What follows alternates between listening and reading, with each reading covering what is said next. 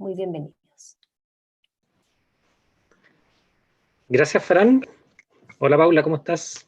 Hola, Pablo. Muchas gracias por esta invitación y buenos días a todos. Gracias por estar aquí. Bueno, gracias también a todas y todos. Les voy a compartir, ¿cierto?, mi pantalla a continuación.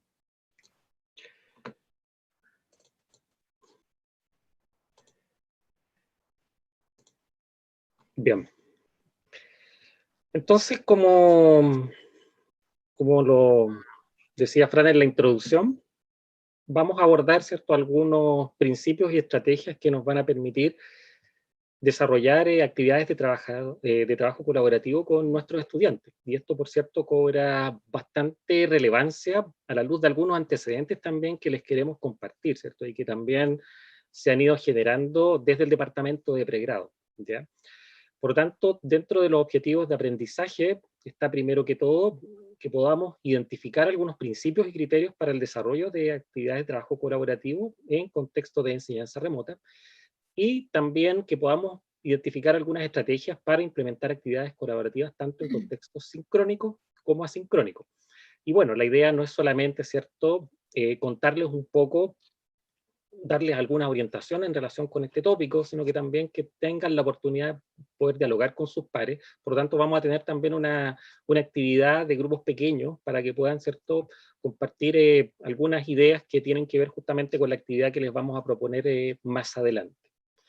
Pero antes de comenzar, por cierto, y ya sabemos que ya llevamos casi un semestre de docencia remota, queríamos preguntarles a ustedes, y esto nos va a servir mucho, ¿cierto?, para abordar este primer tópico acerca de los principios del aprendizaje colaborativo, ¿qué estrategias o herramientas de enseñanza han podido implementar en sus clases a distancia, en lo que llevan justamente del semestre? ¿Ya? Entonces, les vamos a pedir que por favor puedan activar el chat, ¿ya?, para que puedan ir compartiendo sus respuestas. Nosotros los vamos a ir comentando luego, pero nos interesa mucho conocer su opinión. Piensen en lo que han ido desarrollando, ¿cierto?, en estrategias en general, ¿ya? Pueden estar algunas vinculadas con trabajo colaborativo, otras no, pero nos interesa, ¿cierto?, conocer cuál ha sido su trabajo hasta ahora también, a raíz de algunos antecedentes que también queremos compartirles con ustedes. Sí, yo les quería comentar mientras esperamos sus respuestas que yo desarrollo un curso que es simplemente asincrónico, no tenemos sesiones en que nos encontramos durante este semestre, entonces la herramienta de foros ha sido muy importante para nosotros. Generalmente cada 2 semanas más o menos tenemos un foro en que se hace una pregunta relacionada con algunos aprendizajes que son importantes en el curso y nos compartimos estrategias, hacemos una pregunta relativa a cómo trabajan o cómo abordan una habilidad los estudiantes, y eso sirvió mucho para que se conozcan. Por ejemplo, al principio había preguntas que eran más bien de preséntate, quién eres tú, cómo llegaste a este curso, cómo te interesaste, y eso les permitió, por ejemplo, compartir desde donde viven y decir, oh, yo también he estado en ese lugar, me encantó conocer Molina, por decir algo, hasta compartirse el nombre de sus perros y empezar a encontrar como espacios de encuentro dentro de esos foros. Entonces los foros se han convertido en una herramienta que les permite encontrarse a los estudiantes. Están apareciendo varias respuestas, Pablo, si podemos ver aquí. Bueno, por ahí también mencionan el trabajo en foros con preguntas inductoras, como lo decías tú, ¿ya? Presentaciones animadas, también preguntas dirigidas a trabajo en foro, ¿ya? Aparece ABP bastante también. aprendizaje basado en problemas, aparecen bastante. Claro. El uso del video, ¿ya? ¿Qué otras cosas más? El uso de Blogspot, ¿ya? Me imagino que, claro, se refiere a los blogs, al uso La de los herramienta blogs. de blogs, que también lo hemos tenido que utilizar bastante. Claro. Bueno, dentro del espacio de uso del correo Gmail, ya para quienes son, ¿cierto?, de la Universidad de Chile, ¿cierto?, uno tiene la posibilidad de acceder a esta herramienta de Blogger, por ejemplo. Cápsulas, videos, ya, bien, actividades formativas con retroalimentación, trabajo grupal en documentos de Drive, ya, problemas, análisis de texto, discursos, foros, trabajos en grupo. Por ahí dicen grabar las clases sincrónicas, grabar sesiones asincrónicas, implementar foros en un curso, subir material de apoyo, crear sesiones sincrónicas, donde se discute el material de apoyo, bitácora, ¿ya? Por ahí, ¿cierto?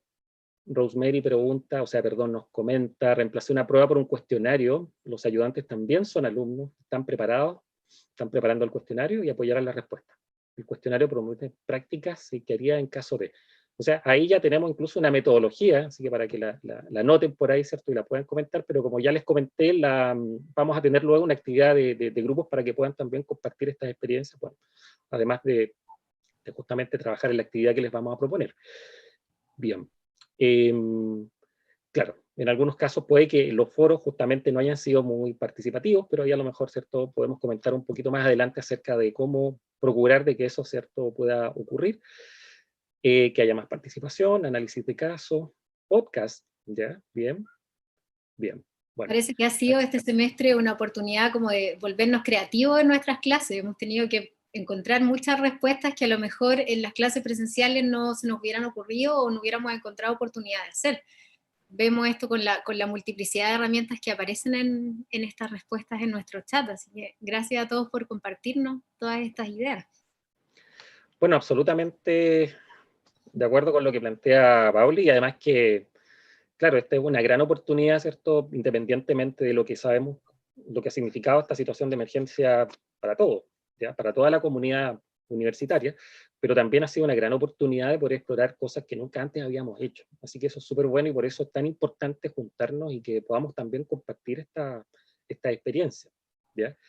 Bien, claro, por ahí, ¿cierto? Ligia ya comenta, ya igual lo vamos a volver a anunciar, ¿cierto? Vamos a tener el jueves un panel en donde van a haber profesoras que van a compartir sus experiencias de trabajo colaborativo, así que también es importante que puedan asistir a esa sesión. Bueno, continuando con esta idea, ¿cierto?, de ver cuáles son esas herramientas que efectivamente han ido funcionando y se han ido utilizando en el trabajo a distancia durante este contexto, ¿ya? Quería compartirles un antecedente que es latinoamericano, ¿ya? Acerca, ¿cierto?, de qué es lo que ha pasado en Latinoamérica. Estamos hablando, ¿cierto?, de que este estudio se hizo tanto en el nivel básico, secundario y también en el contexto de la educación superior.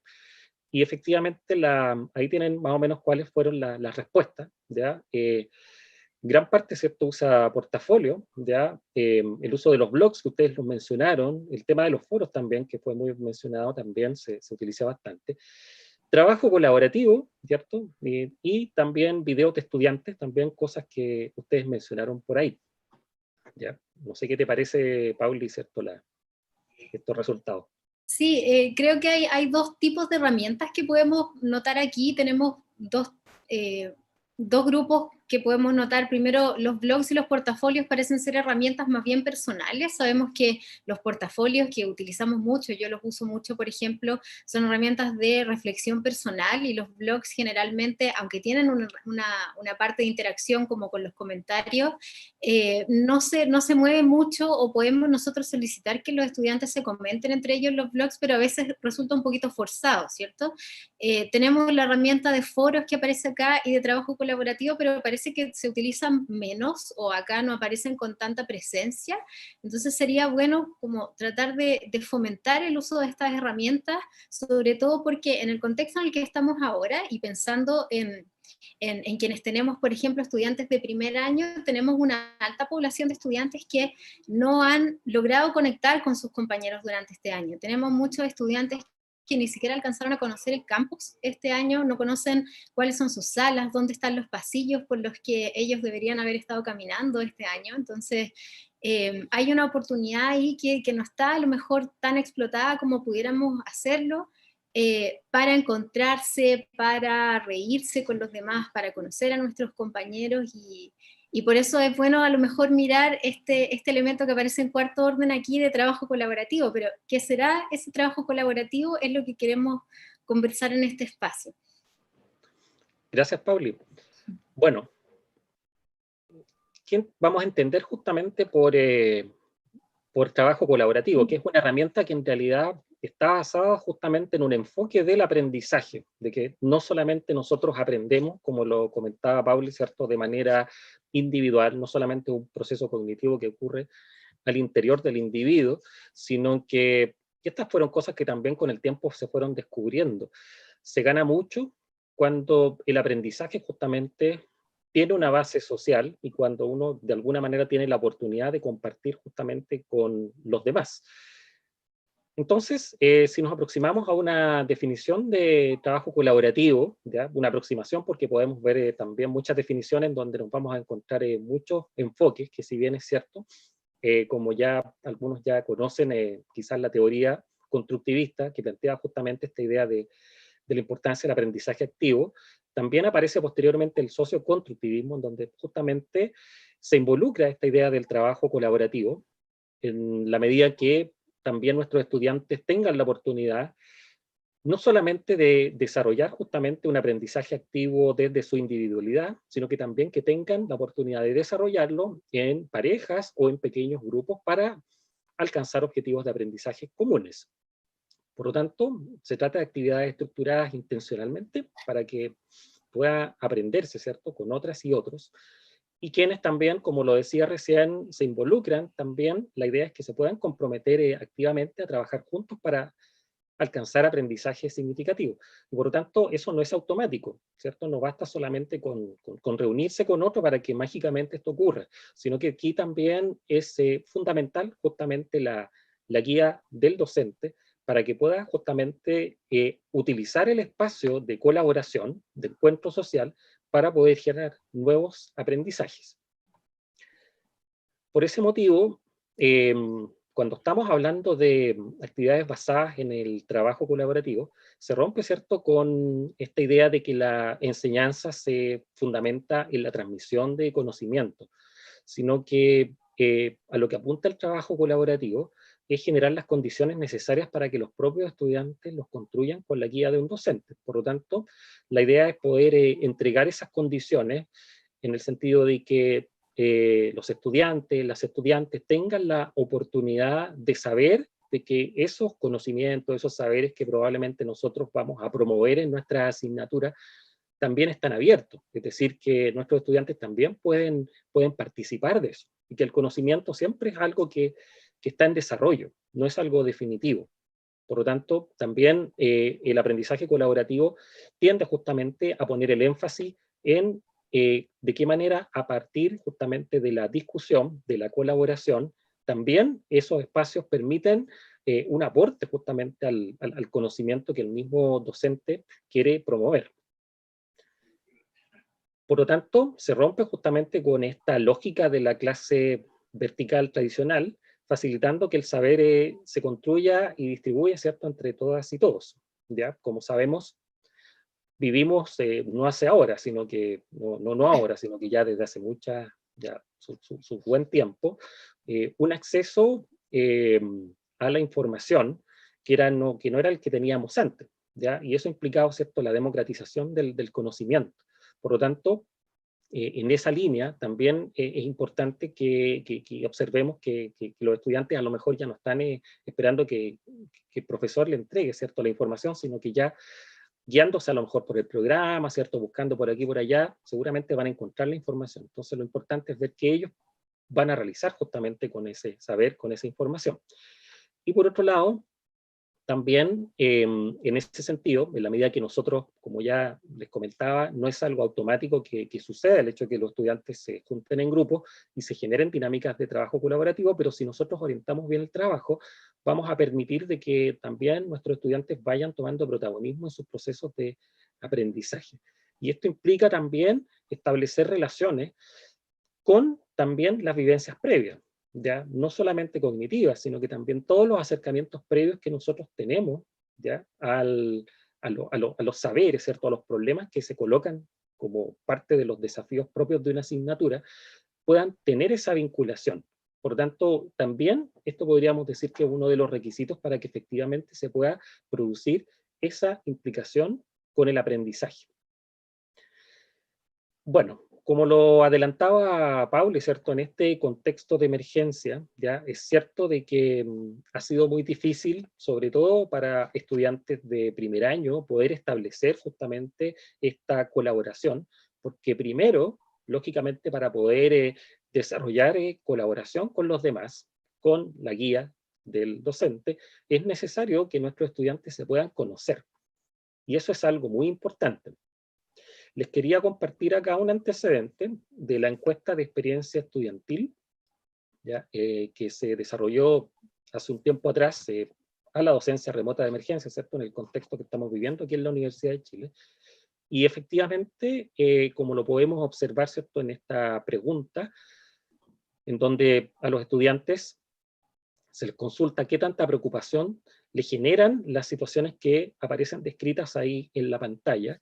Si ustedes se dan cuenta, junto con justamente el manejo de las responsabilidades, ¿cierto?, no académicas, ahí uno puede contextualizarlo, ¿cierto?, la importancia que esto tiene ahora, y el aprendizaje y el rendimiento académico, aparecen también con un alto porcentaje, en donde los estudiantes, las estudiantes expresaron mucha o bastante preocupación, tener oportunidades para interactuar con compañeros, conocer gente, establecer redes, y también comunicarse de manera efectiva en clases virtuales, ¿ya? Si ustedes se dan cuenta, ya después viene a lo mejor el uso de las plataformas virtuales o tecnologías de la información. Es decir, si bien es cierto, las herramientas tecnológicas ayudan, por supuesto, sobre todo en este contexto, pero claramente una de las cosas más importantes, e insisto, sobre todo en el caso de estudiantes de primer año, que lo que también han estado esperando, sobre todo quienes planificaron mucho, ¿cierto?, su ingreso, ¿cierto?, a la educación superior, tienen esa expectativa de la experiencia universitaria que escuchan por todas partes. Por lo tanto, eso, la idea es que, claro, se ha visto mermado en este contexto, y por ese motivo también es tan importante que como docentes también podamos proveer las condiciones para que esa experiencia pueda darse.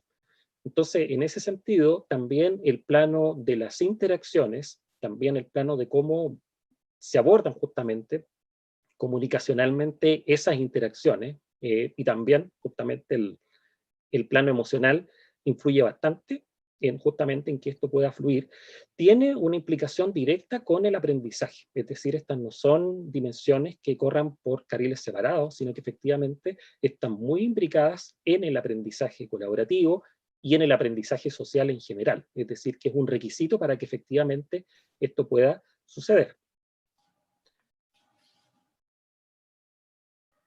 Por ejemplo, ¿ya? Si estamos pensando en qué actividades, ¿cierto?, qué cosas nosotros podríamos establecer como base para que nuestros estudiantes puedan construir esos vínculos necesarios para el trabajo y el aprendizaje colaborativo. En primer lugar, el diálogo debiese ser la estrategia esencial. Es decir, que nuestras sesiones sincrónicas tengan la oportunidad, los estudiantes, de poder participar, de que se parezca algo muy parecido, ¿cierto? Una conversación, quizás menos parecido a una clase tradicional, ¿ya? Y más parecido a una conversación, ¿ya? De tal manera de que nuestros estudiantes puedan ir tomando la confianza necesaria para poder, de partida, ¿cierto?, opinar, como ya se ha dicho en varios lugares, ¿cierto?, que el hecho de, sobre todo cuando se trata de sesiones sincrónicas que se hacen muy extensas, por supuesto, entonces es muy probable que los estudiantes apaguen sus pantallas, ¿cierto?, y no participen y no se involucren, ¿ya? Así que efectivamente la exposición es demasiado extensa. Por lo tanto, la idea es que en estos espacios se pueda privilegiar justamente el diálogo y la conversación. Por otro lado, también proponer instancias para que los estudiantes puedan relacionarse y conocerse entre sí. Ya pensemos que claro, en el contexto universitario presencial, probablemente nosotros como docentes sabemos que los estudiantes van a tener la oportunidad de relacionarse en otros lados, ya sea en la biblioteca, en la fotocopiadora, en la cafetería, en el patio, etcétera, etcétera, en diferentes lugares. Entonces pensemos de que efectivamente eso no está ocurriendo en este minuto, ¿ya? Y de alguna manera nosotros podemos operar perfectamente como docentes, como un puente para que efectivamente nuestros estudiantes puedan relacionarse y conocerse entre sí. Entonces, no es algo que esté alejado justamente de los objetivos de aprendizaje, ¿cierto?, de mi asignatura, el que yo promueva justamente, por ejemplo, este tipo de encuentros, sino que también es parte que es algo que de alguna manera va a redituar al desarrollo de los aprendizajes de mi propia asignatura. Por lo tanto, aquí también se pueden proponer, ¿cierto?, por ejemplo, se desarrolla alguna actividad de grupos con los estudiantes, donde se van a dividir, van a realizar algún trabajo, uno puede tener encuentros que pueden ser, ¿cierto?, de tutoría, ¿ya?, con estos grupos, ya más grupos pequeñitos, chiquititos, donde uno también puede promover de que los estudiantes vayan construyendo vínculos. Lo otro también es que nosotros podemos pedirles que tengan una agenda y que la puedan compartir, ¿cierto?, con nosotros, de encuentro, en donde los estudiantes también, en la planificación, ¿cierto?, del trabajo que tengan que realizar, también tengan la posibilidad de compartirnos a nosotros algunas evidencias de que efectivamente ellos han podido trabajar juntos y han podido juntarse y reunirse, ¿ya? Por lo tanto, es muy difícil cuando hay alguien que uno no conoce, poder romper el hielo inicial, ¿cierto? Y tomar la iniciativa y decirle, chiquillos, juntémonos ante el horario. Y además que en este contexto también se suma la complejidad de que las obligaciones también familiares, personales, como se comentaba, ¿cierto?, a propósito de esta respuesta a la encuesta de experiencia estudiantil, también eso dificulta de que todos a lo mejor puedan coincidir en un horario. Entonces, por eso es tan importante de que haya una buena relación para que efectivamente eso pueda ocurrir. Otra estrategia que podría servirnos para construir, para que nuestros estudiantes construyan ciertos vínculos en este contexto, es justamente incorporar actividades que logren vincular el contexto de emergencia con los aprendizajes disciplinares. Es decir, bueno, la pertinencia educativa, que también es uno de los principios que orienta el modelo educativo de la Universidad de Chile, aquí cobra un valor, ¿cierto?, mucho más importante, considerando de que en la medida que nosotros también en el desarrollo de nuestra asignatura también incorporamos los problemas, las situaciones que están pasando nuestros estudiantes, que tengan la oportunidad ellos también de contar sus experiencias, cómo lo han vivido. Si nosotros lo incorporamos, lo curricularizamos, si ustedes quieren, ¿cierto?, lo incorporamos dentro del discurso de nuestra asignatura, entonces eso también abre la confianza para que los estudiantes sientan de que el hecho de comunicar una situación que a lo mejor puede ser difícil, porque sabemos que en la Universidad de Chile también existen muchos apoyos, existen programas de tutoría, existen la conserjería, ¿cierto? Existen muchas instancias en donde los estudiantes también pueden ser apoyados. Y si tienen la oportunidad de poder también en sus clases, ¿cierto?, poder tener espacios en donde puedan compartir, o ya sea en grupos pequeños, ¿cierto?, este tipo de instancias, en donde también el hecho de que nosotros como docentes podamos abrir el espacio va a dar a entender de que efectivamente eso es algo importante y que de alguna manera se vincula con la asignatura, y por lo tanto si nosotros lo hacemos saber, también van a tener mayor confianza para poder contar lo que le está sucediendo, y también eso va a poder ayudar a generar la construcción de vínculos entre ellos, para que se sientan con confianza. Y por último, también involucrarnos en la participación de la planificación de las tareas y de las actividades. ¿Ya? Eso que no quiere decir de que uno le va a transferir 100% el desarrollo de una actividad para que los estudiantes lo desarrollen, no, sino que efectivamente uno puede prearmar, ¿cierto?, una actividad. Por ejemplo, algunos profesores lo que hacen, sobre todo con las rúbricas, es proponer ciertas dimensiones y luego se dialoga, ¿cierto?, con los estudiantes en base a cuál puede ser, ¿cierto?, cuáles pueden ser los logros esperados, ¿cierto?, para cada una de esas dimensiones. Y eso ya es proponer justamente una participación, ¿cierto?, de los estudiantes en la planificación de las tareas y actividades. Como se ha evidenciado también en otras fuentes, efectivamente esto también contribuye a que los estudiantes se comprometan mucho más con su aprendizaje, porque saben de que efectivamente también ese tipo de metas se las pudieron colocar ellos, ¿ya? Se las pudieron poner ellos. Pero en la medida que efectivamente nosotros lo hacemos, también estamos transmitiendo la idea de que ellos, su voz es valorada, es escuchada, y ese también es un requisito también para que efectivamente se puedan desarrollar de buena manera las actividades de trabajo colaborativo, en la medida que sientan todas y todos de que tienen también, de que lo que dicen también puede contribuir al desarrollo, ¿cierto?, de un conocimiento disciplinar en particular, o de una actividad que efectivamente pueda también apuntar hacia allá. Bien. Veo que ahora estoy mirando el chat, ¿cierto? Hay bastantes comentarios, ¿cierto? A propósito, ya por ahí se comentan justamente, estoy leyendo ahí. Sí, ha ocurrido una discusión muy interesante que empezó, Pablo, mientras estabas en el punto del diálogo, que era como, ¿cómo yo puedo empezar a promover diálogo cuando hay cámara negra, por ejemplo? O sea, yo solo veo como la lista de los nombres de mis estudiantes pero no tengo ese feedback, ¿cierto? En ese momento, algunos sugieren, por ejemplo, los problemas de conexión, que sabemos que muchos estudiantes tienen conexiones que pueden ser precarias, y eso obviamente impide o que vean las cámaras de sus compañeros, porque eso significa mucha carga de datos, pero también impide que yo pueda mostrar mi cámara, porque solamente puedo quizá enviar mi voz o no enviar nada de mi lado, porque si no, no puedo recibir información. Pero también hay otros elementos que tienen que ver con cuán seguro siento ese espacio, cuán seguro siento que yo puedo interactuar en ese espacio, porque siento que es un lugar en el que puedo equivocarme, en el que puedo exponerme. Hay una cosa con la exposición de la cámara que puede resultar incómoda. Entonces creo que sobre todo para alguien que no esté acostumbrado como a este espacio, es un proceso también, como aprender a estar. No es una discusión que podemos zanjar, pero algo que podemos discutir en los grupos más pequeños sin duda, porque está muy interesante las cosas que aparecen en esta discusión. Claro, ahora estaba revisando, ¿cierto?, hacia arriba, bien, claro, no, están muy buenos los comentarios. Bueno, Sí.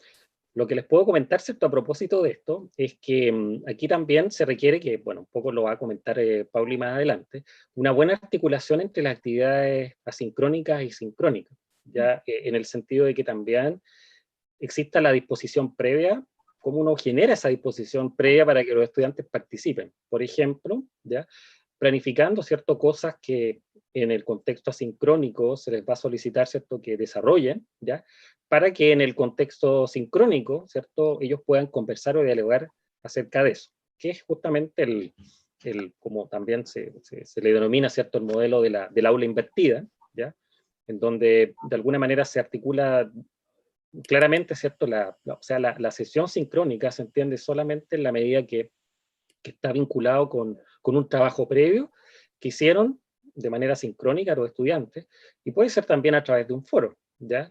Porque eso también es generar justamente la participación. Eso es importante, o sea, pensando justamente en todas las dificultades que ya conocemos, la dimensión asincrónica, yo diría que es incluso más importante, ¿ya?, que la sincrónica, dada esta contingencia. Y por ese motivo, por ejemplo, estas herramientas de los foros también permiten justamente esa participación en esos contextos asincrónicos. Por lo tanto, si principalmente nuestras sesiones presenciales dejan un amplio espacio para que se discutan justamente aquellas dudas o aquellas actividades que nosotros planificamos en el contexto asincrónico, ¿ya? Entonces tiene más sentido también la conexión, no solamente una cosa de inercia que uno se conecta, ¿cierto?, porque tiene la clase tal día, la clase sincrónica, sino que sabe que ese día, ¿cierto?, se va a desarrollar una actividad que está vinculada directamente con algo que ya se había trabajado, por ejemplo, a través de un foro, o a través, ¿cierto?, de alguna encuesta, ¿cierto?, cualquier otro tipo de actividad que se hubiera desarrollado, ¿ya? Por tanto, también es importante que se produzca esa articulación, ¿ya? Por ahí todavía estoy leyendo acá otros comentarios, ¿cierto? Se comentan esta idea, ¿cierto?, de que también en los foros como que no ha resultado mucho, ¿cierto? ¿Ya? Bueno, por eso es tan importante establecer, como comentábamos recién, estos espacios para que los estudiantes puedan interactuar entre sí, puedan conocerse antes, porque es muy difícil, incluso para nosotros mismos, ¿cierto?, cuando estamos en un, em, en un curso a distancia, establecer una conversación más fluida con personas que no conocemos. Por ese motivo ha tenido tanto éxito estos cursos, ¿cierto?, que son semipresenciales, porque al tener un encuentro presencial eso genera, ¿cierto?, que el diálogo fluya de mejor manera en el contexto virtual, ¿ya? Bien. Bueno, ahí también salen nuevos comentarios acerca de las cámaras justamente apagadas. Bien. Entonces, vamos a abordar entonces ahora algunas estrategias relacionadas justamente con el trabajo colaborativo, ¿ya? Y ahí también, bueno, vamos a retomar, ¿cierto?, algunas de las cosas que ustedes están comentando acá, y en la actividad de grupos también yo espero, como decía Pablo, ¿cierto?, que también pueda fluir el diálogo. Sí. Te dejo mi pantalla entonces, Paula, para que puedas compartir la tuya, ¿te parece? Sí, mejor. De acuerdo. A ver. Ya. Deme un momento.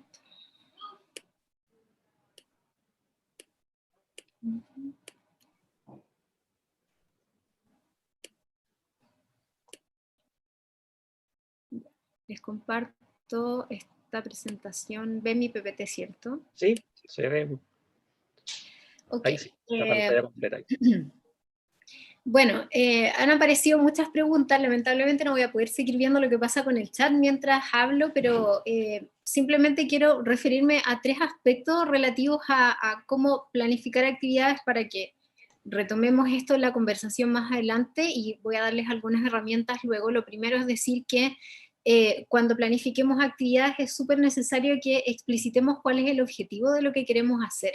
Es fácil que los estudiantes caigan, por ejemplo, cuando hacemos una actividad de aprendizaje colaborativo, en repartirse el trabajo, ¿cierto? Como tú haces esto y yo lo junto y tú lo entregas, y eso es lo que no queremos que pase, porque lo que queremos que pase es que ellos dialoguen, lleguen a alguna respuesta, y eso también tiene que ver con cómo nosotros diseñamos esa actividad para que esa actividad tenga que ver con el diálogo, los acuerdos, sin llegar como una respuesta obvia, y eso también se construye, porque algunos van a pensar que la respuesta es obvia, y eso también tiene que ver con ciertos enfoques de aprendizaje basado en problemas, y un poco llegar a entender que esta forma de aprendizaje no es obvia y no es rápida. Entonces, va a ser un aprendizaje, sobre todo, por ejemplo, para quienes tienen estudiantes de primer año, que fue algo que se mencionó en el chat. Vamos a tener que aprender a aprender en este tipo de modalidad. Lo segundo que es importante es que el trabajo en pequeño grupo efectivamente signifique pequeños grupos, y eso como número, para que ustedes lo sepan, refiere idealmente a 5 a 7 estudiantes. Sobre ese número la verdad es que no se vuelve manejable, porque los roles se tienden a diluir demasiado, se nos desgrana la información, y puede que si tenemos más de 7 o incluso más de 5, haya personas que tomen como un rol más bien de observadores, o incluso desaparezcan de esos grupos, y otras personas como que decidan hacer todo el trabajo mientras los demás no hacen nada. Entonces no queremos que eso es lo que ocurra. Lo último que obviamente es importante es que nosotros tomemos un rol de facilitadores, de seguimiento de lo que está pasando en ese grupo, como Pablo mencionó en algún momento, porque solo nosotros podemos acompañar ese proceso para enseñar un poco, o guiar a descubrir qué significa trabajar en ese equipo y encontrarse. Así que las orientaciones tienen que ver un poco en ese sentido. Tenemos orientaciones que tienen que ver con las clases sincrónicas y asincrónicas. Lo primero es partir con las clases sincrónicas, y para las sesiones sincrónicas, como les decía Pablo, lo primero es pensar en este antes de la sesión como la formulación de una pregunta o un desafío o una duda que los estudiantes puedan preparar antes de llegar al espacio de encuentro. Anita, lo último que vi en el chat, decía que esto no le había funcionado, por ejemplo, de preparar con una actividad sincrónica antes de llegar al espacio de encuentro. Puede ser difícil, porque algunos quizá lo que tienen es una dificultad para planificar su tiempo de estudio, o planificar las actividades que tienen que hacer en sus tiempos disponibles con las demás obligaciones que en este momento estamos haciendo, pero es importante que tengamos algún desafío que sea abordable y sencillo, y que podría tener que ver con simplemente decir, cuando nos encontremos vamos a trabajar en tal habilidad o tal elemento, y sería bueno que ustedes, por ejemplo, vean las noticias y se fijen en esto, o conversen con su familia sobre esto, o conversen con sus amigos sobre esto, o contesten una encuesta o algo así, y nosotros podamos hacer ese trabajo como de recoger esa información para llegar con algo al inicio de la sesión en la que vamos a trabajar. Puede ser un foro, como en algunos casos funciona, en otros casos puede ser más difícil, y como les decía, los foros también son una herramienta que con el tiempo se puede ir facilitando en la medida que los estudiantes van comprendiendo para qué sirve también, porque a veces el foro no es muy evidente para qué sirve, y sobre todo cuando las respuestas de ese foro pareciera que simplemente están una al lado de la otra y no dialogan entre sí. Entonces también es una herramienta que vamos aprendiendo a utilizar cuando aprendemos como la interacción que se está dando en estos espacios virtuales.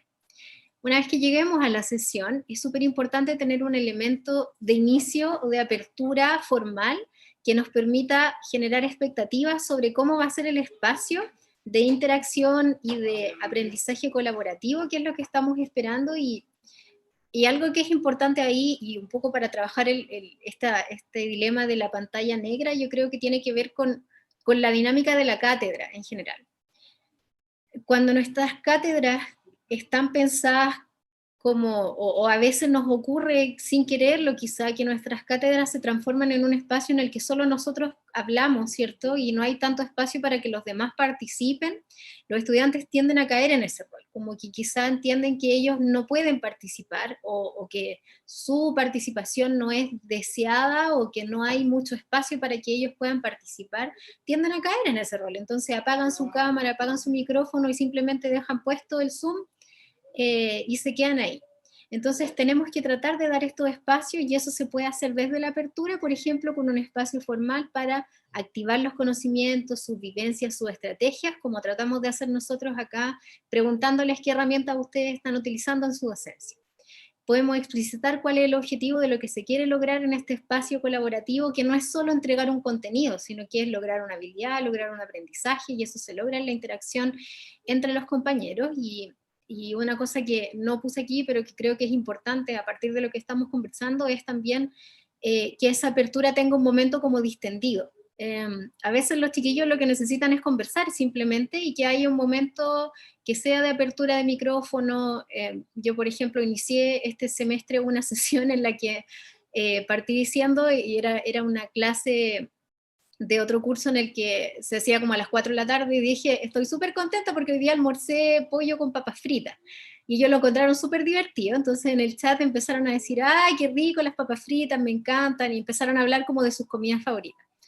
Y eso fue espontáneo, y fueron 3 minutos de conversación sobre sus comidas, pero que les permitió como abrir el micrófono, conversar, usaron el chat, reventó el chat con información sobre sus comidas, y eso fue como un momento de distensión que permitió como hacer un momento alegre dentro de ese espacio de encuentro, y que luego nos permitió entrar como con un ánimo muy agradable a lo que nos convocaba, ¿cierto? Que era el espacio de colaboración. Entonces es importante tener ese momento de apertura y que nos encontremos y entremos como en el mood de la clase. Luego, para el desarrollo de la sesión, lo que queremos hacer es maximizar el tiempo de trabajo colaborativo, y ahí la primera recomendación obviamente es reducir el tiempo de exposición de contenido. Tratemos de que nuestra sesión de encuentro no sea pasar materia, ¿ya?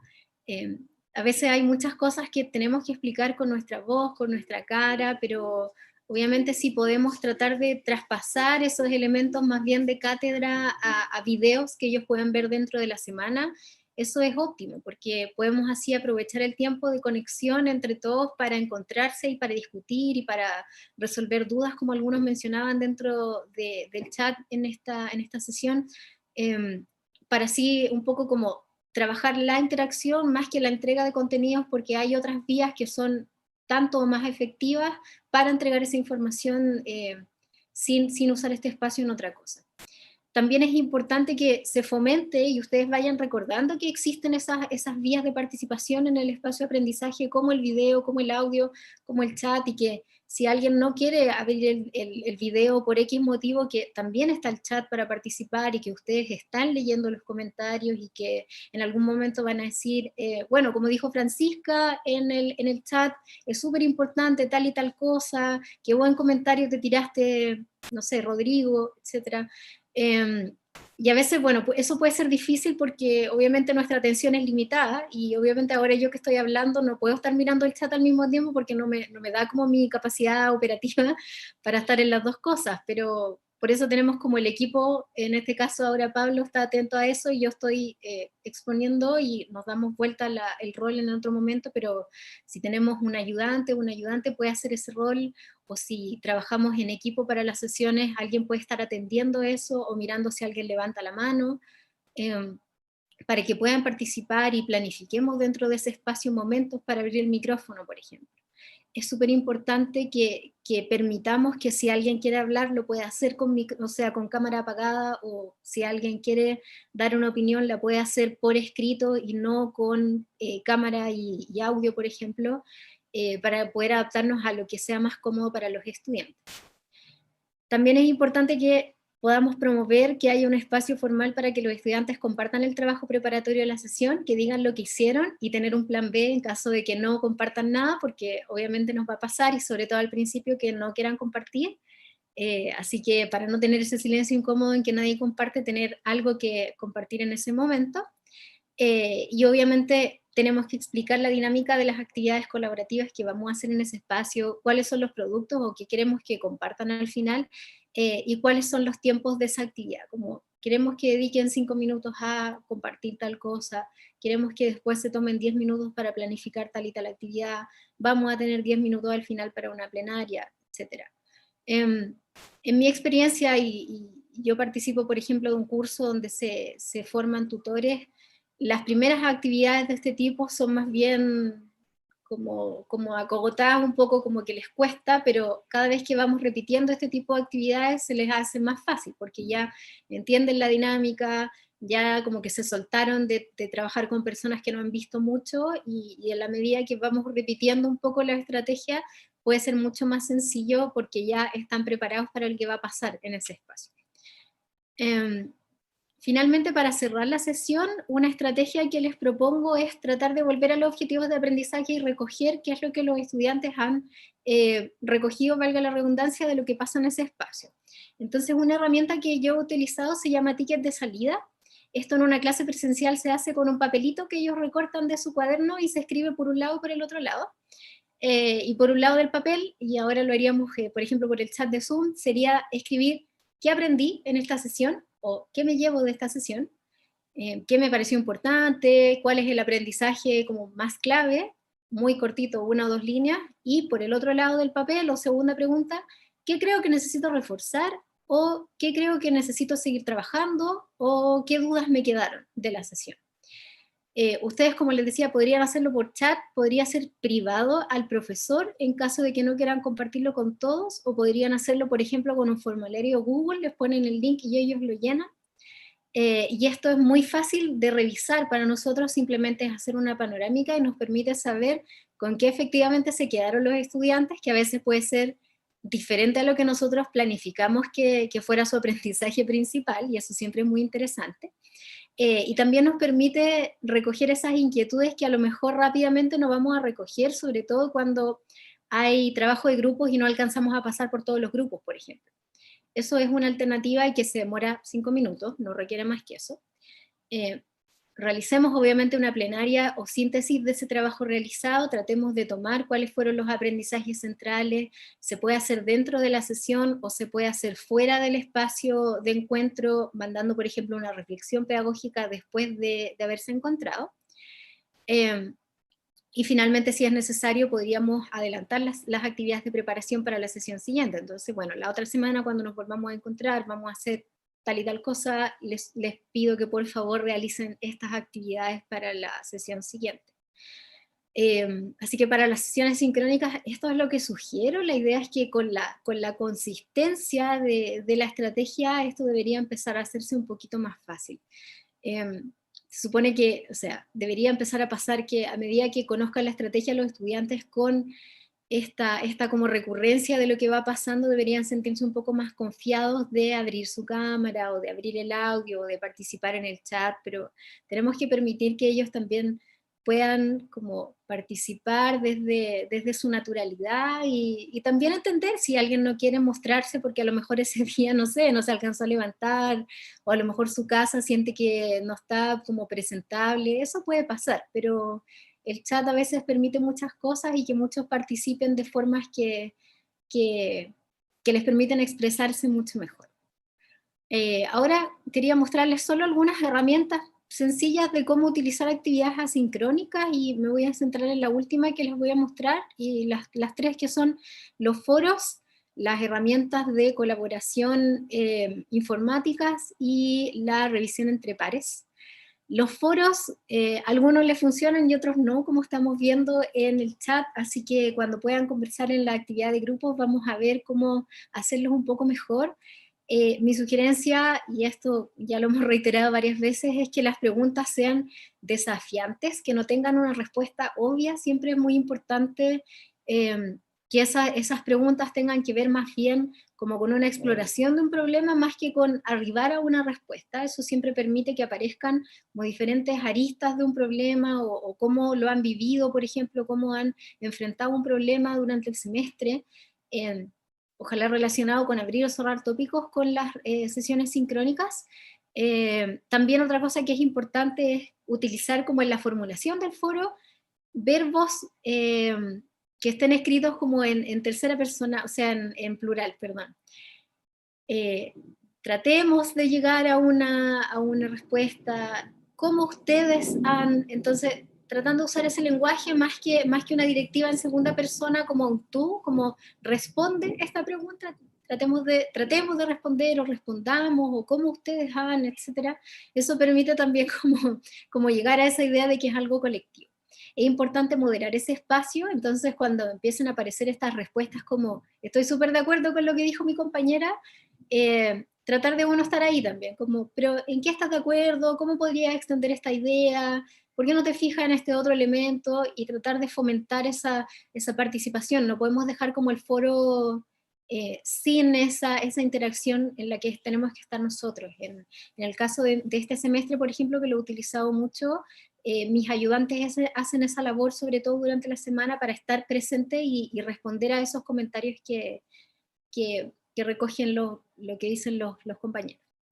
En el caso de las herramientas informáticas, nos referimos, por ejemplo, a herramientas como Google Docs, que lo que permiten no solo es que los estudiantes escriban en línea, sino que escriban cuando están varios conectados, y también eso permite mirar, por ejemplo, cuáles son los historiales de cambios para ver cuánto escribió cada uno, si es que está solo una persona escribiendo o si varias personas han llegado a participar de ese espacio.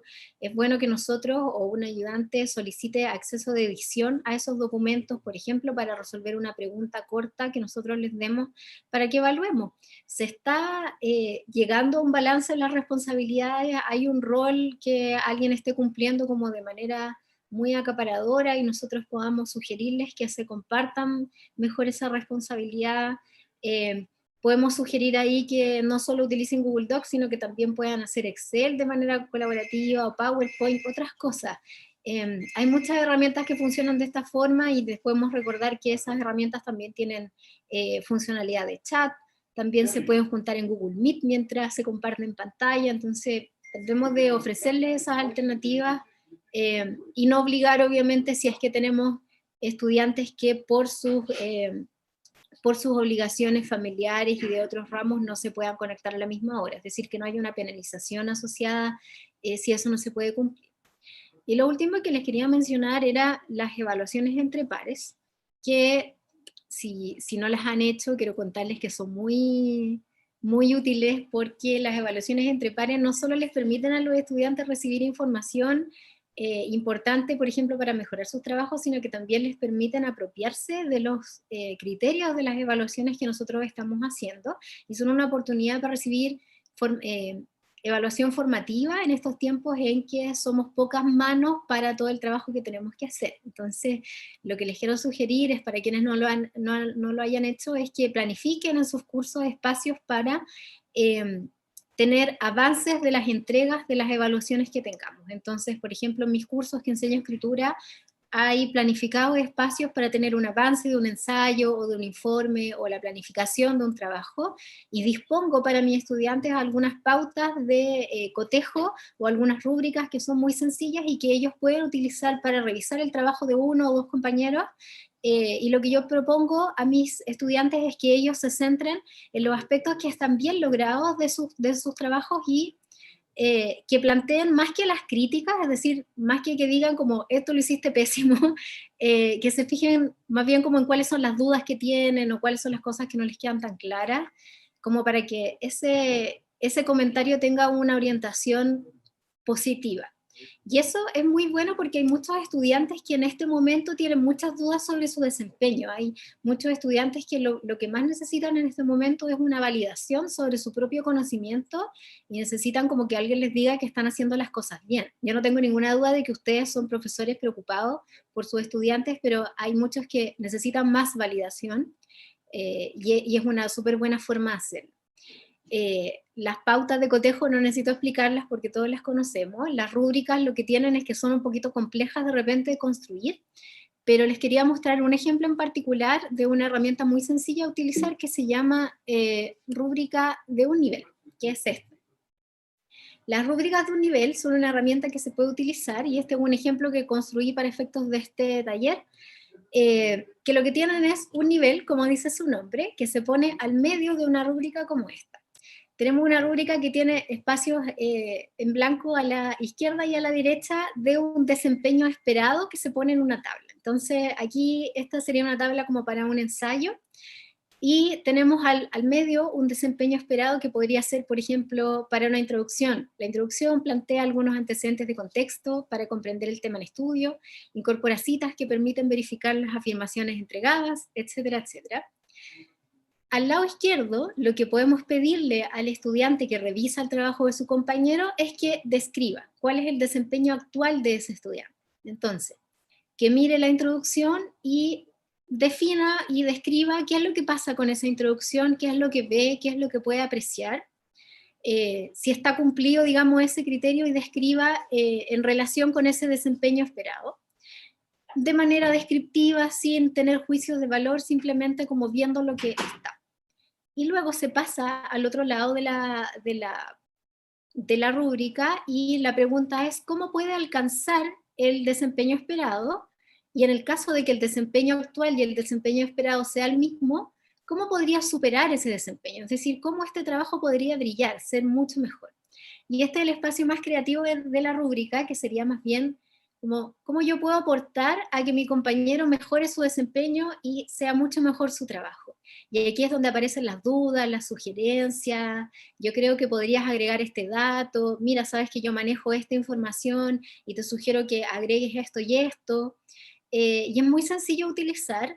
La ventaja para nosotros es que no tenemos que construir, por ejemplo, una gran rúbrica con muchos niveles, simplemente una. Y generalmente los estudiantes se lo toman muy bien. Yo lo he utilizado, es fácil para ellos de aplicar, también lo podrían aplicar en una autoevaluación, por ejemplo, y en general son muy receptivos a los comentarios de sus compañeros, se lo toman muy en serio. Esas son las sugerencias, y lo que quería mostrarles para cerrar esta parte era una reflexión de una tutora de la unidad de aprendizaje que, que nos compartió en uno de los cursos que yo realicé este semestre la importancia de generar encuentros entre los estudiantes, y creo que recoge algunas de las inquietudes que ustedes señalaban respecto a las cámaras negras. Este es un comentario que ella realizó en nuestro curso, y en que nos preguntábamos cómo veíamos el semestre. Voy a partir por el segundo párrafo. Durante mi primera sesión de tutoría me fijé que los tutorades al principio estaban muy callados. Claro, esta nueva forma de clases te lleva a tener la posibilidad de no participar en absoluto, pero mientras realizaban una encuesta que les envié, me puse a conversar con ellos de otros temas, fundamentalmente de cómo les ha parecido el semestre. Yo no me esperaba mucho, pues se veía que no eran personas muy participativas. Sin embargo, las chiquillas dieron rienda suelta a toda su simpatía. Comenzaron a conversar como locos, entre ellos, entre todos, tirando tallas, comprendiéndose entre todos. Fue tan así que tuve que pedirles que siguiéramos conversando más ratito para poder realizar el resto de la tutoría. Y claro, ahora me doy cuenta, estas chiques salieron de cuarto medio de un colegio en el que tenían recreos de 15 minutos aprox para conversar, en que cuando terminaba la prueba se quedaban jugando o conversando a esperar a otros, en que se conversaba con el profe antes de empezar la clase, etc. Y eso es lo normal. Pero ahora llegaron a esta modalidad en que todas las interacciones personales deben ser virtuales y por lo general por medio de chats escritos.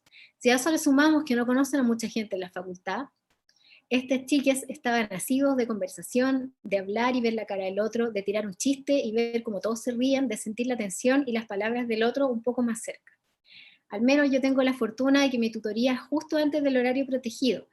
Por ello les propondré a mis tutores que la sesión quede abierta unos minutos después de finalizar la tutoría para que puedan conversar y reír con sus pares como tanto les hace falta.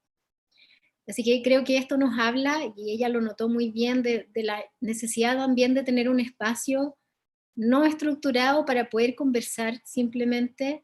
A veces a mí también me pasa como en lo personal que encuentro poco espacio para simplemente hablar con otros de cómo estoy, y no solo de lo que me pasa con la contingencia sanitaria, que es como la pregunta que es muy obvia, como ¿cómo estás? ¿Cómo te ha ido? ¿Estás enferma?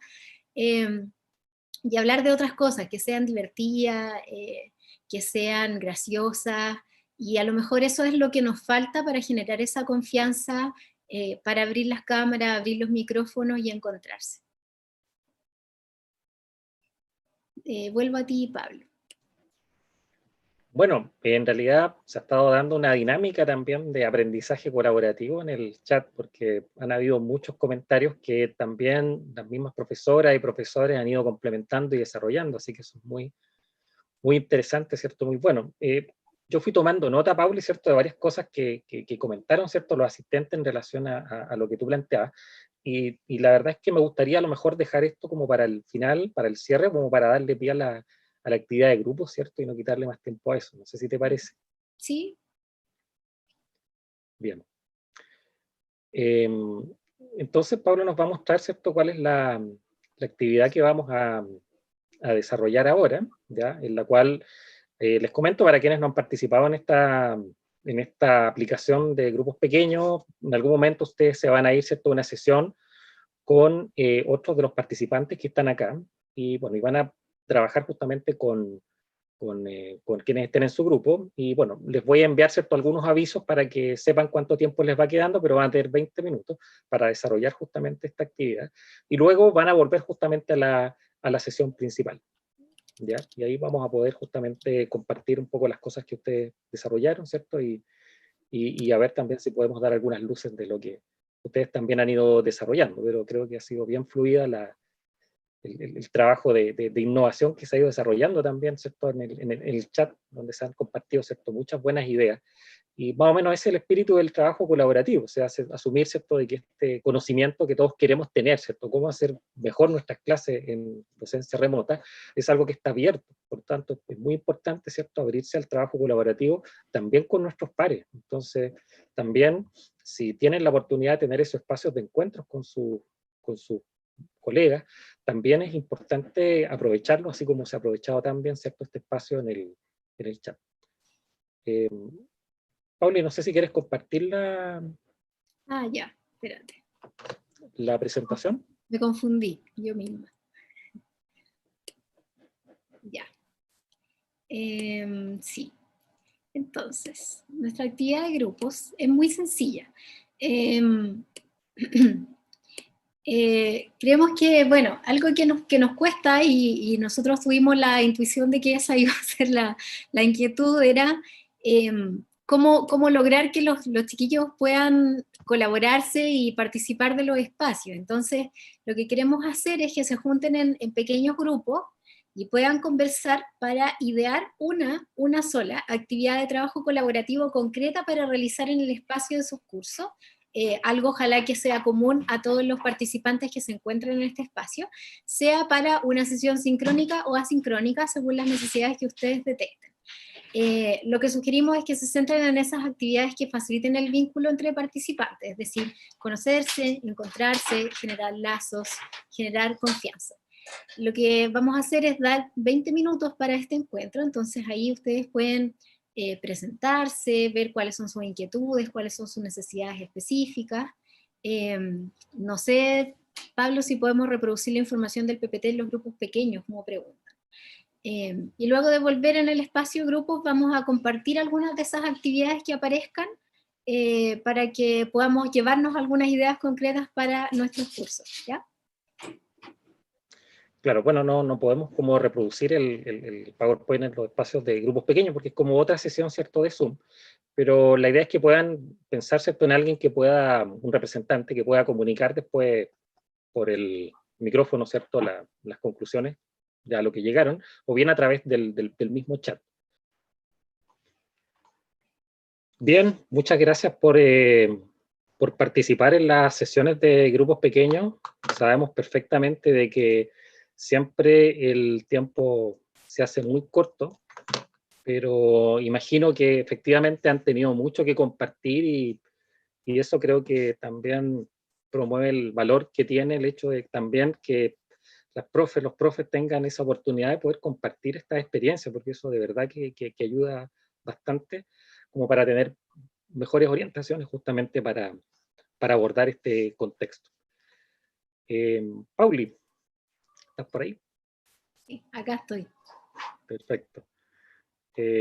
Vamos a, no sé si le vamos a preguntar, ¿cierto?, a algunos de los participantes que quieran compartir ahí su experiencia, ¿ya? Vamos a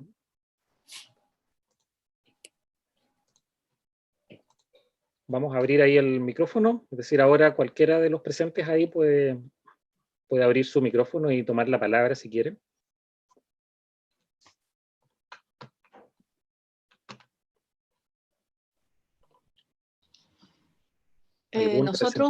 Nosotros tuvimos una discusión interesante, pero si nadie más se ofrece, o no sé si digo la nuestra.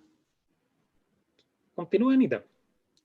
Bien, nosotros éramos 4 en el grupo, estaba Roberto Neira y Joseph Govan, que de agronomía, Carla Gurto de odontología y yo de la Facultad de Ciencias, soy de matemáticas. Y bueno, ahí compartimos primero nuestra experiencia en este periodo, que igual es súper interesante ver de otras facultades cómo lo hacen y cómo han enfrentado esto, y ver que tenemos experiencias compartidas, porque en particular 2 estamos en pregrado y habíamos comenzado con esto de hacer videos y que lo vieran los estudiantes y después en la sesión sincrónica de discutir, pero la verdad es que la participación es baja, entonces es una forma muy idealista y muy bonita que funcionaría si tuviéramos la contraparte de disponibilidad o de entusiasmo de los estudiantes. Yo tengo 80 alumnos y en las sesiones vienen 60 y de los 60 hablaban 3. Y entonces luego de darme cuenta de que no era demasiado fructífero, hice una encuesta y les pregunté si les gustaba ese método de asincrónico, de ver ellos, y todos dijeron que no. La gran mayoría quería clase estándar, de mí haciendo la clase ojalá en la pizarra, cosa obviamente imposible ahora, entonces lo hago lo más tradicional posible. Les subo el apunte, grabo la clase y la subo, pero además hago una clase sincrónica en la cual yo hago la clase así. Entonces, en ese contexto, que todo era más o menos parecido a la participación de los estudiantes, no es tan fácil inventar una actividad grupal y pensar que van a participar los 80 estudiantes que tenemos. Y bueno, las actividades surgieron del tipo seminario, que se les dé trabajos de investigación y uno exponga, y al final la que acordamos contar es una que a mí se me ocurrió para mi ramo de matemáticas, que no sé bien si va a funcionar, pero estoy preparando todo para lograr hacerla al final, digamos, al menos terminar con eso este semestre, que hago álgebra, estoy pasando un tema que se llama congruencias, y que sirve para hacer métodos muy rudimentarios y fáciles de encriptación. Entonces lo que quería hacer era dividirlos en grupos y que algunos grupos crearan mensajes encriptados y que los otros grupos tuvieran que desencriptarlos y hacer algún tipo de competencia basada en eso. Así, esa actividad fue la que se nos ocurrió, pero no alcanzamos a planearle rúbrica ni nada tan formal por el tiempo y que lo gastamos más en conocernos y en discutir nuestras experiencias que en diseñar la actividad propiamente tal. Eso, gracias. Bien, gracias, Anita. No sé si alguien más quiere participar. Gabriel levantó la mano. Gabriel, te escuchamos. Hola, bueno, yo soy Gabriel, soy de odontología. En nuestro grupo había gente de INTA, de Facultad de Medicina, de Ciencias Forestales. Con respecto a lo que decía Anita, yo creo que es súper complejo hacer entrar a estudiantes que han estado bajo este modelo academicista del colegio. En el fondo siempre ha habido una clase de pizarra y probablemente los que están ahora en tercero han tenido el 80% de sus clases en clases de pizarra, en donde yo me paro, les hablo, y luego alguien agarra y puede hacer una transcripción quizá o algo así. Entonces es un modelo y una forma de enfrentarse a la universidad que está muy, siento yo, incrustada en los estudiantes, ¿ya? En nosotros mismos. O sea, si a ti te preguntan cómo hoy te toca hacer clases, lo primero que pienso es hacer un PPT. Entonces, en ese sentido, es complejo hacer este cambio a las modalidades más colaborativas, ¿no es cierto? En donde haya trabajo personal y trabajo con mis compañeros de grupo, y finalmente empiezo a ver al profe como el que me guía, como el que me dice algo como lo hice, ¿no es cierto? Porque estoy acostumbrado a ver al profe como el que sabe, el que lo sabe todo y el que me va a decir lo que tengo que estudiar. Entonces yo creo que en esta primera instancia, en estos primeros momentos, en un primer lugar hay que tratar de propender a a modelos como mixtos, en donde existen estas clases clásicas, ¿no es cierto?, donde yo hablo y alguien toma apuntes, etcétera, y eso como mezclarlo con el aprendizaje colaborativo y herramientas de innovación en general. Y el otro punto que creo que yo es importante, que creo que es el mensaje como que hablábamos al final, era como pavimentar el camino hacia las actividades colaborativas. Es complejo cuando yo no conozco en lo absoluto a alguien, porque yo creo que muchos tenemos también el pensamiento de la colaboración en vivo. En el fondo colaboramos cuando estamos en una reunión y esa colaboración es física. Entonces, colaborar con alguien que estoy viendo en el computador, que nunca he estado con él, por ejemplo, me imagino a alguien que está en primer año. O sea, yo jamás he visto a esa otra persona y tengo que jugarme una nota ahora o algo así como un trabajo y no nos conocemos nada. Entonces, en ese sentido, alguna persona de nuestro grupo decía que, por ejemplo, ir de a poco, por ejemplo, generar una sesión en donde no haya nada, no haya un producto que hacer, sino que conversemos en torno a una pregunta abierta, en torno al objetivo del curso quizá, o derechamente a cómo me llamo, de dónde vengo y cuántos hermanos tengo, porque tenemos que conocernos un poco, o de, no sé, si vieron X película, o si vieron, en el fondo, ponernos a tratar de conectar. Yo creo que conectar con cosas comunes, movernos en espacios comunes antes de este espacio, me imagino, biología celular. Eso no es un espacio común que tengamos todos, no todos sabemos de biología celular. Entonces, primero, pongámonos en contacto con espacios comunes. O sea, todos tenemos un lugar de origen, todos hemos vivido la pandemia, todos hemos ido alguna vez de vacaciones, todos hemos visto alguna película, no sé. Y así nos ponemos en conexión para que luego esa conexión nos sirva para meternos en este nuevo tema y colaborar en ese nuevo tema, ¿sí? Entonces, como que nuestro mensaje era más que nada eso, pavimentar el camino antes de este aprendizaje propiamente tal, como curricular y como de la disciplina propiamente tal de mi carrera. Eso, perdón, me extendí demasiado, fui demasiado ladero, perdón, pero eso, gracias. Gracias, Gabriel. Bueno, por el tiempo que nos va quedando, una última intervención de Carolina, que tenía levantada la manito ahí hace rato. Así que te escuchamos, Carolina. Gracias. Bueno, nosotros fuimos un grupo bien singular porque éramos más o menos distintas y distintos. Estaba, bueno, de Ciencias Forestales, Alejandro Bozo, que daba física a primer año. De Geografía estaba Beatriz Bustos, que daba Epistemología. Estaba también Sandra Ampuero de Medicina, que daba cursos para personas de tercer año, en adelante seguramente.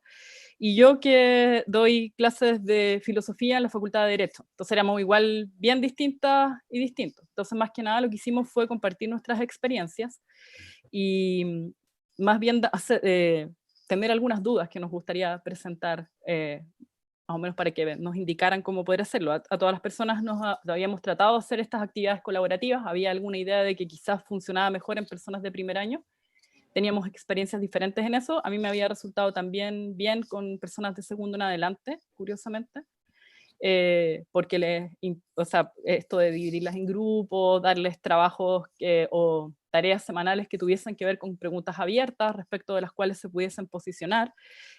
Nos centramos más que nada en tratar de pensar formas en que pudiesen colaborar. Beatriz había tenido una muy buena experiencia diseñando una actividad que está en curso todavía, respecto de geografía y, digamos, la cuestión constituyente. Y también había surgido la idea de hacer de repente Google Docs colaborativo, que permitieran, por ejemplo, hacer diccionarios o hacer pequeñas entradas de conceptos, sobre todo como en el caso de medicina, que igual se empezaba a tornar difícil lo que veíamos, este trabajo colaborativo, mientras más estudiantes teníamos.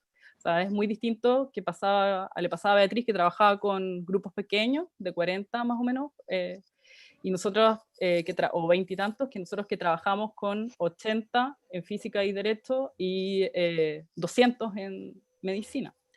Entonces, más bien nuestra duda era qué consejos nos daban para poder implementarlos, porque en principio pensábamos que la primera pregunta que podíamos hacer como para trabajo colaborativo era cuestionar justamente el tema del aprendizaje. Yo creo que va un poco en la línea de la intervención anterior. O sea, cómo nuestros estudiantes y nuestras estudiantes ven el aprendizaje y cómo se posicionan con sus experiencias pasadas y nosotros también con ellos.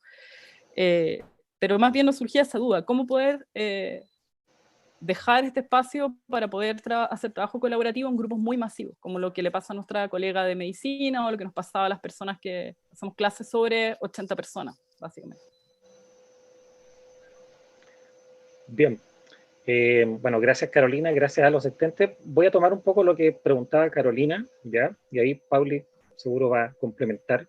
Claro, en relación con los grupos masivos, ¿ya?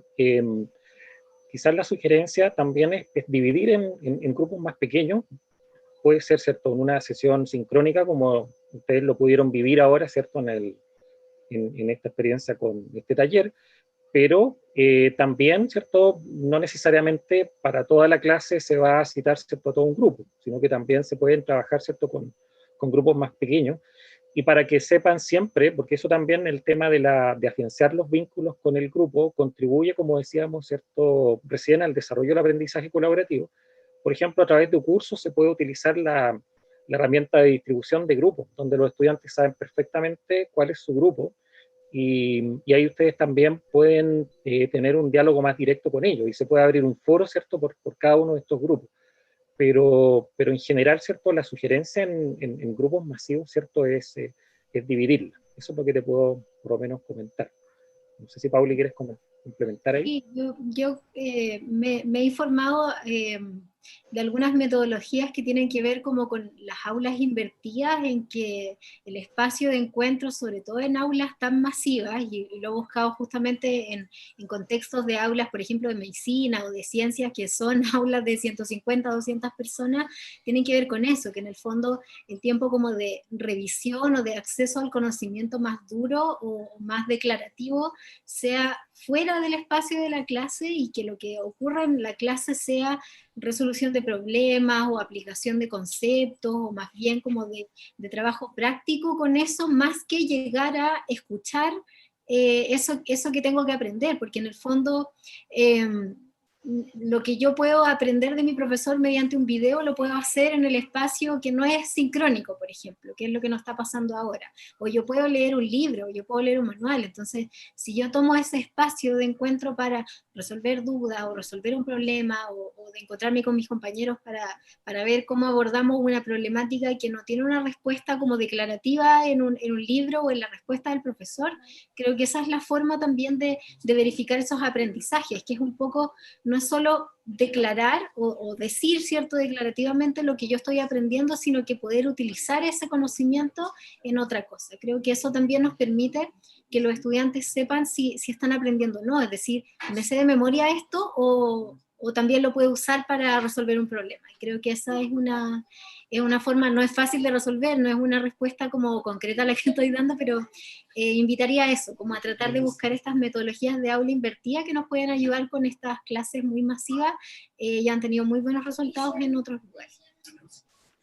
Por ejemplo, complementando a eso y también retomando algunas de las cosas que anteriormente fui tomando nota, ustedes comunicaron ahí en el chat, el hecho de que la exposición o la explicación, ¿cierto?, del profesor, la profesora, eso se puede videograbar, ¿ya? Y eso ya es aplicar, ¿cierto?, una lógica de aula invertida. Por lo tanto, claro, es cierto que en el primer semestre quizás tuvimos más dificultades porque esto nos pilló de sorpresa, entonces no había tiempo para poder hacerlo. Pero la verdad es que usar el PowerPoint creo que es una de las herramientas más simples para poder grabar, ¿ya? Y de hecho uno puede retroceder y equivocarse todas las veces que uno quiera, y no es hacer todo de nuevo, sino que solamente te equivocaste en la parte de la lámina en donde quizás dijiste otra cosa, y eso se comparte con los estudiantes previamente de la sesión como material previo, más algún desafío, ¿cierto? Alguna pregunta, por ahí se cruzó el gato de Pauli, ¿cierto? ¿Ya? Más alguna otra pregunta justamente que pueda ser desafiante para la sesión. Eso también le da sentido también al encuentro presencial, que eso es muy importante. O sea, vuelvo a retomar un poco lo que había comentado Paula también al principio acerca de que hayan objetivos de aprendizaje definidos para cada sesión, porque como sabemos que estamos en una situación tan, bueno, siempre es lo ideal, pero sobre todo ahora, en donde tenemos distintos problemas, ya sea de conectividad o tenemos dificultades, ¿cierto?, de situaciones personales en la casa. Entonces, uno también sabe más o menos cómo va a ser el trabajo de la sesión previa, entonces, o más o menos cómo viene en la semana, ya dependiendo de los encuentros que uno tenga. Por lo tanto, eso también es importante ya comunicarlo, ¿ya? Entonces, Otra cosa que tomé nota también tenía que ver justamente con la dinamización de los foros, y bueno, y otras cosas que fueron surgiendo, pero ahí también es importante hacer el reconocimiento al estudiante, la moderación, insistir un poco en lo que decía Paula, que no solamente tirar la pregunta, sino que uno también interviene, ¿ya? Y uno opina y uno dice, bueno, como decía Violeta, ¿cierto? Que retoma este punto, al igual que lo que hace Sebastián, que lo hace muy bien, y reforzando, o sea, hay un refuerzo positivo, y eso estimula a que también los estudiantes vayan haciendo buenos aportes. Y si efectivamente también aparecen disidencias, eso también hay que aprovecharlos, porque también son interesantes, ¿ya? Y por ahí, ¿cierto? No me voy a alargar, ¿cierto? Por ahí también me pasó, ¿cierto? En algunas sesiones donde tuve esos comentarios que iban para otro lado, que plantean cosas, pero después uno los da vuelta y uno se da cuenta que en realidad fueron un aporte, ¿ya? En la discusión. Entonces, por ese motivo, no solamente plantear la pregunta, sino que también entre medio hay que ir moderando y al final ya es importante hacer una síntesis, ¿ya? Porque de alguna manera esa síntesis refleja de que efectivamente en ese espacio de discusión se generó un conocimiento, que ese es uno de los principios del aprendizaje colaborativo. Yo estoy seguro que si tomáramos todos los comentarios que ustedes realizaron en el chat de la sesión de hoy, saldríamos con un tremendo material, ¿cierto?, de apoyo, ¿ya? Para justamente en una de esas, ¿cierto?, lo hacemos, ¿ya? Pero ahí vamos a ver. Pero sí, por supuesto que es algo que nutre bastante el aprendizaje de todas y todos. Antes de que pasarle la palabra a Pauli, ¿cierto? Para que ya vaya cerrándose, porque ya nos va quedando poquito tiempo, le estoy compartiendo un enlace para que ustedes puedan evaluar justamente la experiencia de este taller en ese enlace, ¿ya? Y luego, una vez que Pauli, ¿cierto?, nos comenta algunas cosas, ya ahí les recuerdo un poco algunas actividades que vamos a tener entre esta semana y la próxima. Dale, Pauli. Sí, no, simplemente decir que creo que han salido herramientas muy buenas y creo que hay que rescatar aquí las grandes reflexiones que han salido. Creo que hay muchos docentes muy preocupados de ver cómo podemos fomentar que nuestros estudiantes efectivamente participen y me gustó ver que hay mucho interés, sobre todo en la metodología de aula invertida, así que me comprometo que a todos los participantes les vamos a mandar algunos materiales de esto. Yo creo que sería súper bueno que también para quienes no alcanzaron a leer todo el chat podamos hacer una recopilación de esos elementos y un poco también para modelar esa idea como de mandar una síntesis o una reflexión pedagógica, así que me comprometo a buscar un tiempo en mi agenda, que en este espacio de fin de semestre es muy difícil tenerlo, pero voy a buscarlo para generar esos materiales y en realidad nada, reforzar la idea de que encontrar este espacio para que los estudiantes participen tampoco es sencillo, porque esta es una modalidad que para todos es nueva, tanto para nosotros como profesores, pero también para los estudiantes, que algunos puede que hayan tenido algunas vivencias como de aprendizaje virtual si han participado de un curso anteriormente, a lo mejor no en la universidad, pero en otros contextos.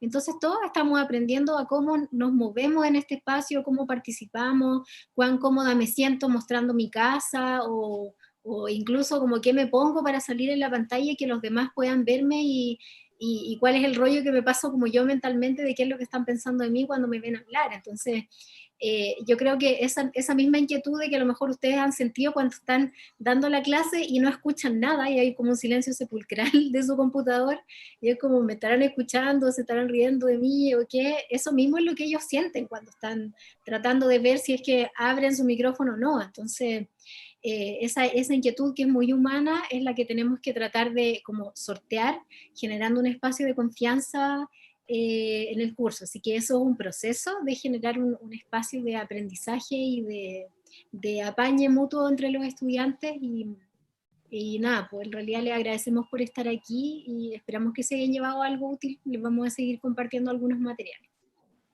Eso Bueno, a propósito de lo último que decías, Pauli, les compartí un enlace, ¿cierto? Que es donde ustedes van a encontrar, tenemos unas orientaciones, ¿cierto? Para el trabajo colaborativo que desarrollamos, donde se abordan varias de las cosas que tratamos acá. También hay unos videos, unas cápsulas de aprendizaje colaborativo que están en ese espacio, y también hay una guía simple de aula invertida, ¿cierto? A propósito de lo que nos compartía Pauli, ¿cierto? Que eso fue gentileza del Centro de Aprendizaje, ¿cierto?, de Campus Sur, porque veo que hay gente de Campus Sur por ahí, así que muchas gracias, ¿cierto?, por colaborar. Entonces, sin más, bueno, ya nos pasamos un poco en la hora, Y bueno, ahí agradezco mucho porque a pesar de que ya en la 1:15 hay bastante gente todavía, ¿ya? Así que agradezco la participación. Bueno, y nos estamos viendo durante esta semana. El día jueves tenemos un panel en donde van a haber 3 experiencias de profesores de trabajo colaborativo en distintos niveles, ¿ya? Va a tener una estructura distinta, ¿cierto?, a este taller, pero va a ser un panel en donde también van a poder hacerle preguntas a sus pares. Y el día martes, eso va a ser en la tarde, ¿cierto? Lo del jueves 30 va a ser en la mañana, al mismo horario que ahora, 11:30. Pero el día martes 4 de agosto ahí vamos a tener también otro conversatorio, ¿cierto?, en donde vamos a abordar el tema de la coordinación docente, porque es muy importante. Yo creo que aquí se corrobora bastante bien de que para que esto funcione, también los profesores y las profesoras tienen que colaborar entre ellos, para que esto resulte bien. Bueno, muchas gracias y nos estamos viendo entonces en una próxima oportunidad. Gracias. Gracias. Chao. Chao.